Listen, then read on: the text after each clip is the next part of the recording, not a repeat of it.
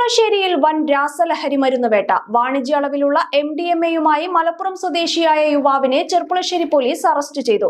കാറൽമണ്ണ ഭാഗത്ത് ബൈക്കിൽ വിൽപ്പനയ്ക്കായി കൊണ്ടുവന്ന ലഹരി മരുന്നാണ് ഡാൻസ് ഓഫ് സംഘവും പോലീസും ചേർന്ന് പിടികൂടിയത്.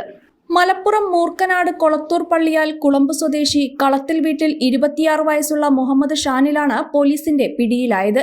കഴിഞ്ഞ ദിവസം വൈകിട്ട് കാറൽമണ്ണ 29-ാം മൈലിൽ വെച്ചാണ് സംഭവം.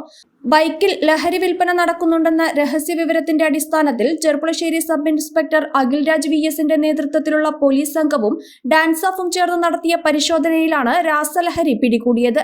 പ്രതിയുടെ പോക്കറ്റിൽ നിന്ന് 14.842 ഗ്രാം MDMA കണ്ടെടുത്തു. വാണിജ്യ അളവ് വരുന്ന ലഹരി മരുന്നാണ് പിടിച്ചെടുത്തിട്ടുള്ളത്. അങ്ങാടിപ്പുറത്തുള്ള ബിൻഷാദ് എന്നയാളിൽ നിന്നാണ് ഈ MDMA ലഭിച്ചതെന്ന് പ്രതി ചോദ്യം ചെയ്യലിൽ സമ്മതിച്ചിട്ടുണ്ട്. പ്രതി ഉപയോഗിച്ച പൾസർ ബൈക്ക്, ഐഫോൺ, പണം എന്നിവ പോലീസ് കസ്റ്റഡിയിലെടുത്തു. NDPS നിയമത്തിലെ ശക്തമായ വകുപ്പ് ചുമത്തിയാണ് കേസ് രജിസ്റ്റർ ചെയ്തിരിക്കുന്നത്. പ്രതിയെ വൈദ്യപരിശോധനയ്ക്ക് ശേഷം കോടതിയിൽ ഹാജരാക്കും.